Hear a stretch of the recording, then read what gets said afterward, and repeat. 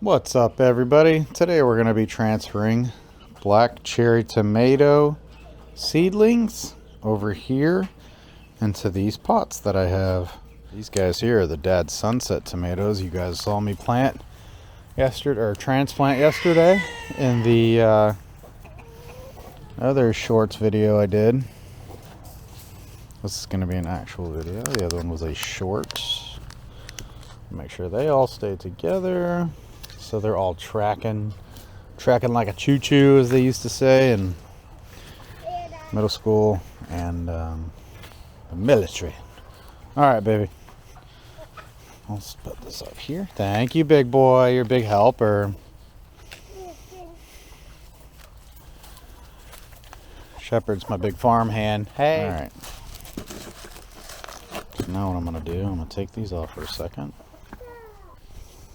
Take these gloves off so it's easier to pull these out. I think, what did I count? 21, I believe. 2, 3. Speed this part up for you guys, most likely. 1, 2, 3, 4, 5, 6. Man, those are looking nice over there. 7, 8, 9, 10, 11, 12, 13, 14. Man, we got some buku plants right here, y'all. Buku tomatoes, rather. I honestly lost count there. I'm sure somebody can let me know in the comment section. 1, 2, 3, 4, 5, 6, 7, 8, 9, 10, 11, 12, 13, 14, 15, 16, 18. Huh. 21. So maybe I left. Okay. Oh, I know. Angry Roo. 1, 2, 3, 4, 5, 6, 7, 8, 9, 10, 11, 12, 13, 14, 15, 16, 17, 18, 19, 20, 21, 22. 22. And I have what? 18, 19, 19, 21. So I need 4 more pots. Y'all, I'm filling all of these up halfway first. Or mostly, I mean, with compost, and then I'll top it off with this dirt that I'm standing on. So, compost is funny. You generally speaking, I say generally, don't want to use primarily only compost, and I say generally because I've heard mixed results. That's okay. That's good. Yep, he did. Compost is a lot of times referred to as like a supplemental soil base for your plants, whereas actual soil or potting mix, well, potting mix is even temporary too, but they're all technically temporary.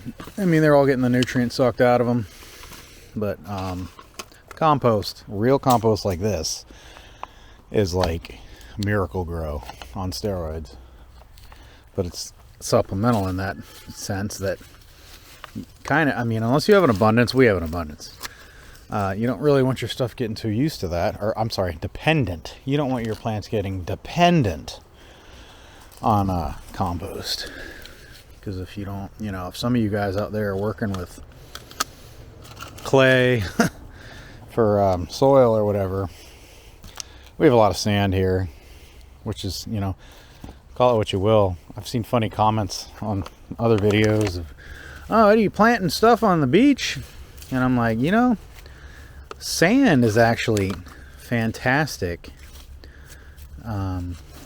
if used correctly in your garden, because it helps with the water drainage. You don't want your moisture sitting too long on your plants.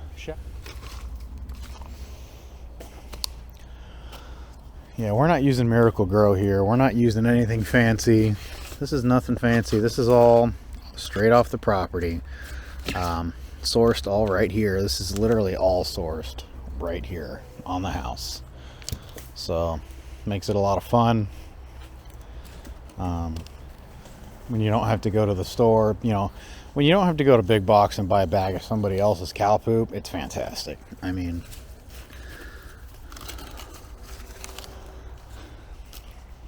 yeah, we give our manure away. A lot of people say, oh, you should sell it, blah, blah. Yeah, I mean, that's not what it's about. You should be helping out your community and fellow gardeners and things like that. There is real, genuine peace in doing this. There really is. It's a mental thing. It's fantastic. Ask anybody that does it. There's a reason they do it. If you consider it work, you're not doing it right, or it's not for you. It's great for, you know, PTSD and all those kind of things. If you've got any kind of stressors, be it a traumatic event or something going on in your life and you can't get something out of your head, it's fantastic for that. Man, look at this compost, guys. I love that. So I'm filling these up. Yes, the levels are different on all of them. I'm also kind of testing that out as I do this. This is a new year for us with this garden and doing it this way. So different levels will kind of give an idea of, okay, this tomato did better with, you know, a third of it, or all compost, or mostly dirt, you know. And like I said in the other video, on this property, the dirt is just as great. You can't dig anywhere on this property without running into earthworms. So soil here speaks for itself. I've put plenty of things in the ground, directly in the ground, direct sown with no additives. I will caveat that though, and I did have to, just in case. I don't think I had to, but I have a lemon tree in the front. I had to is not the word. I went ahead and just in case got some transplant shock treatment just in case. It's fun. It's good for you. Get your exercise in. Even if it's moving just a little bit, right? Fantastic compost. A lot of people say, oh yeah, you got your half digested compost. Not so much here. And you do a mixture a lot of time. Try to do a mixture if it's not, you know, where it should be, where you think it should be. Okay.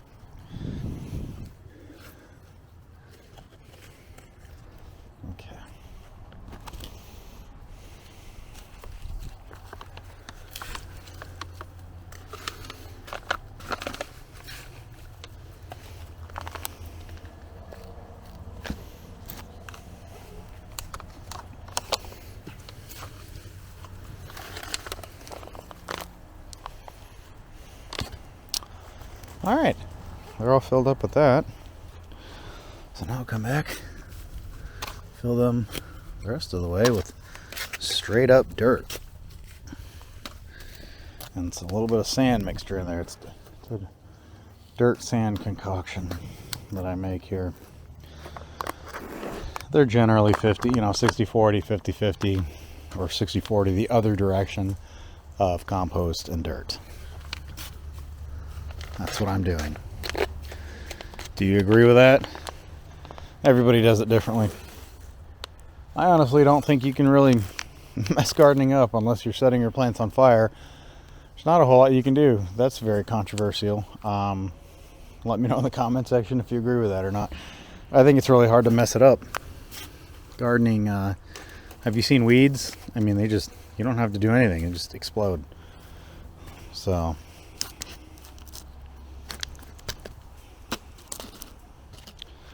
I think it's really hard to mess this up.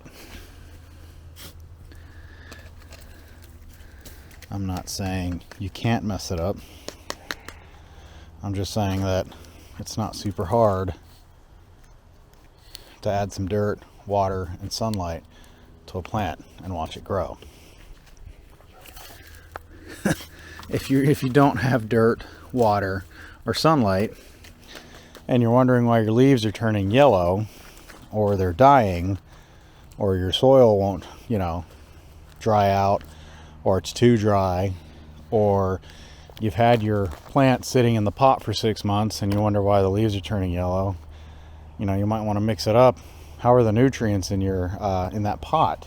You know, if it's been sitting there for an eternity, it might just be straight up dirt with no chemical makeup outside of the dirt itself. You can add some fertilizer to, you know, stuff like that. If it's straight up sitting in a pot, I mean, what I like to do is, I don't know if you can see the water sitting in here. Let me tell you about that water right there. Compost heaven. That is compost. That is gasoline for plants. It fuels it.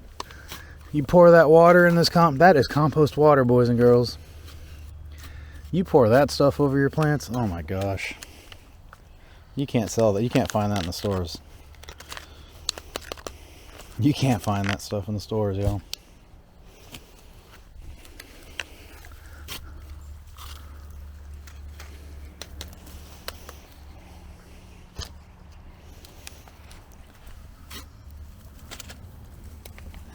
Also, what the sandy dirt is doing, since it's dry on this wet compost, is it's helping to fill in the gaps in these little pots I'm doing. I don't know yet whether I'm going to be leaving it and these tomatoes in pots or not yet. Obviously not these pots. I imagine these tomatoes will get way too big for these pots, especially these little guys here. This is to get it into the next phase before I go into what I call phase 3 of these plants, right?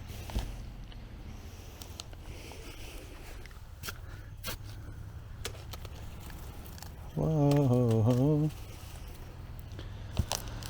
Yeah, you can use anything you want as a table. If you got a bad back or something going on, I can't help you with the dirt on the ground. But the way I'm using this jug here, use what you have. You ain't got to buy anything extra. Unless you live in a subdivision or something. Go grab a table, Got kids? Use a party table. Use whatever you can. Try to get the sticks out of there if you see them.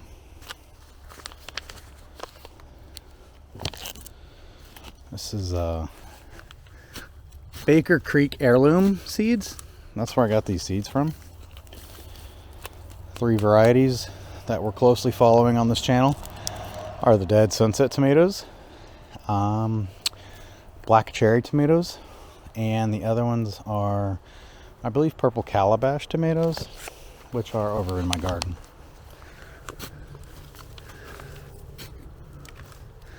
To get the weeds out of there. So, if you guys got any gardening questions at all, let me know. We can help each other learn. I know I'm not doing anything perfect. I got flaws doing all of this.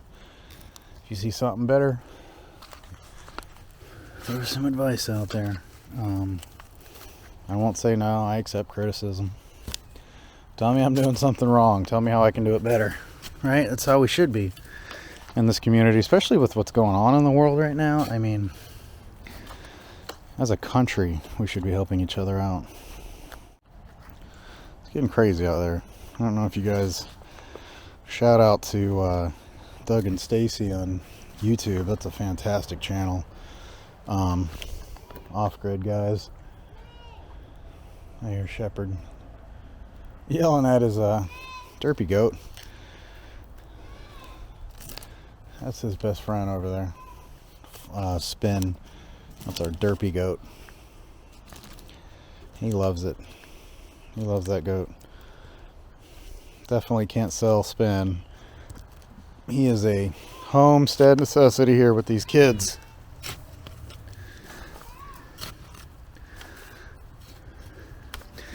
That's basically his dog. You guys know you can train goats, especially Nigerian dwarves. They're not as temperamental as some of the other breeds. They're a lot like dogs. They got personality. Well, I think their personality floats between a cat and a dog. Honestly, I've had both. But yeah, you can leash train goats to walk on leashes. Obviously, state fairs, county fairs, if you got papers. Down here, you got to get them dehorned for that kind of stuff. So, where am I at? 1, 2 left. Yeah, 2 left. And then I will hit these guys here with water. Folks, I upload videos every single day. If it's not a video, it's a short. I'll reply to comments every single day. If there's any 2 cents you got, any input, good, bad, I'll see it. I look at that stuff every day. I don't know how some creators get on YouTube and just don't reply to anything. It's kind of odd, but it's kind of annoying, honestly. You know, you got all these supporters that appreciate what they do, but they can't take 5 minutes to look through their comments and, you know, hey, thanks for the support, you know, or whatever. Anyway, I'm rambling on that. All right, now what I'm gonna do is poke a hole for each. I didn't pack them. I did not quite pack them, but that's okay. The hole doesn't have to be perfect. I'm literally just putting seedlings in these pots. The dirt is a little dry, that's why you see it caving like that, and that's perfectly okay. Like I said, there's no wrong way to do this. There's literally no wrong way to do. Somebody will say, oh, you need to spray all your soil down. You know what? They're right. I'm also going to show you how to do it without spraying your soil down. And guess what? They're going to be just fine. It didn't hurt anything. Oh, I missed a bucket or a pot. That's all right. This guy here. Let's get one more. You know, leaves compost themselves. We have tons of leaves we take care of on the property. We keep a layer for composting. Goats help. Hoofed animals in general help a lot with that. Also the horses you can probably see over there. Alright. Let's go ahead and start moving these. I don't know what my timeline looks like on here, but that's not what we trained to a standard, not a time, right guys? I'm kidding, that's an old military thing. Alright, you want to do it from the top, never the bottom. Put it in just like this. Now if your soil is wet when you put it in, like this one was, I'm sure you probably might have noticed that the roots were exposed on Transplant. I know I'm going to catch a lot of flack for that on YouTube. You can't always necessarily control that with the prior soil. I don't know if you can see it. It's even damp. I wet it beforehand so it would stay compacted, and it still came up. You know, you push the bottom up, push it through, but you don't want to grab the base because you don't want to rip it. You actually want to grab it up by the top so it doesn't rip, right? There you go. There's literally, folks, there's no wrong way to do this. I'm telling you. So some people will say you need to thin them out. These are not your grocery store tomatoes, so I'm not thinning them out. I would really appreciate seeing these guys take off. So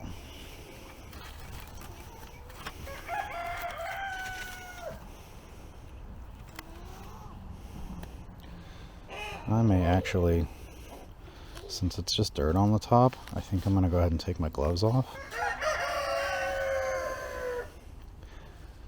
Maybe. Actually, I'll leave them on. It seems to be doing okay. No, I'm going to take my gloves off. That's what makes this great. Guys, I'm not editing any of that out of there. If I change something on the fly, that's what I do. This is so I can help push it out, right? I'm going to see if I can grab the whole thing like that. See how much better that is? That's what you want to do, folks. I'm not doing that with the with no gloves on, which is perfect. Because what you're doing there is the roots. You're keeping them in that wet soil, so when you transfer them into the new soil, the pot with the soil, it doesn't even realize it moved because it's still in the same environment. It's like organ transplant, except that's totally different, but you get the point. As long as the environment itself is as long as the new environment is as much like the old environment. See, this is two different ones, which is okay. I'm not gonna thin them out though. I'm keeping them. That is totally up to you. People say it takes too long, or you know, whatever. I'm not thinning these guys out. Why? They made it this far. I know you only need one of these to take off and give you abundant tomatoes. That's not wrong. Ooh, buddy, he's got a big root. We're going in the big pot.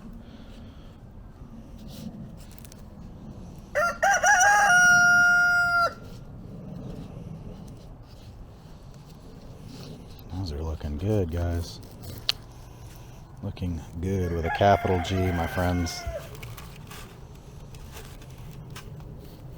Shepherd, you good?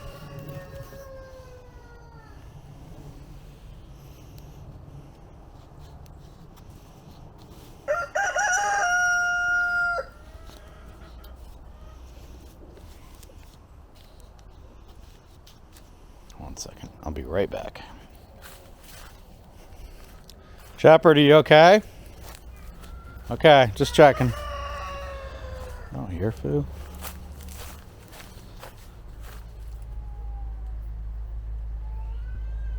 Oh dear. Alright.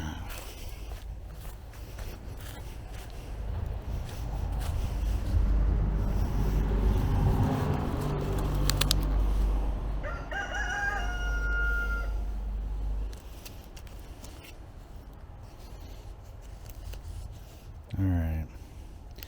Try and speed this up a little bit for you guys. You see what I'm doing. You're taking it out as a big section like this, and you're moving it into pots. Just like that. And you want to keep the surrounding environment as like the old environment as possible. That way there's way less likely chance of transplant shock. It's also why I don't really thin them out, because you'll keep more. Your odds of keeping more are better than if you didn't. So yeah, it's gonna be fantastic.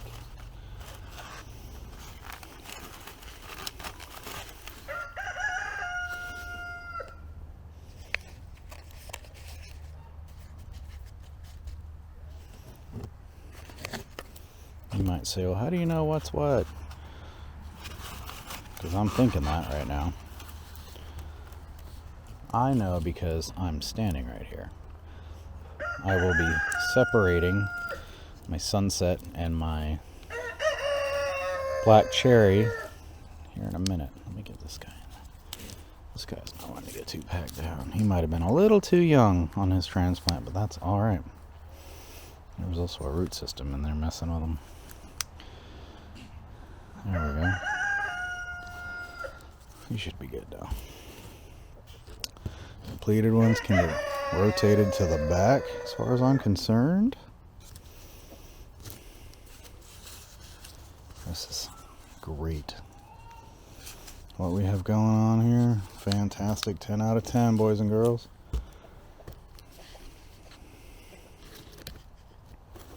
If you see something you don't like, let me know in the comment section below. If you like what I'm doing and you want to see more stuff like this, let me know in the comment section below. I am in zone 10. We are planting these in zone 10. So I'm sure you know you can Google what your zone is. It takes 2 seconds. Just type in your zip code, and the Farmer's Almanac will let you know what, when, where, why, and how to plant. There's tons of awesome information there.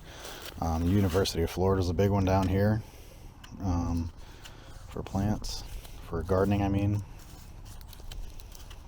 Free gardening tips and advice and do's and don'ts. There's no sponsorship in these videos at all. I'm just speaking at the top of my mind. Like Baker Creek Seeds, for example. I believe they're out of Missouri. I ordered these seeds online from rareseeds.com. I found them through, I believe it was Epic Gardening, which I'm sure most of you, if you watch any gardening on YouTube, I'm sure you're familiar with Epic Gardening. Those guys are like the gardeners on YouTube, so they have a lot of cool stuff on their channel. Kevin seems like a great guy, and Jock. Their channel's hilarious as well. There's another big one I follow out of Jersey, and I can't think of his name at the top of my head. He's hilarious as well. He has a dog. Well, he used to have a dog named Tucker that unfortunately passed. That was like the face of his channel with him. It's another fantastic channel. Hi, Shepherd. You got Spin? That's Shepherd and Spin over here. That's him and his friend. Alright. He's okay. Only got a couple left, and then I'm gonna take care of some other things, okay, Shepherd? We got 1, 2, 3, 4. We have egg crates from all the eggs that we sell. We collect probably, between the ducks and the chickens, we probably collect 45 eggs a day. Something like that, between both varieties of animals.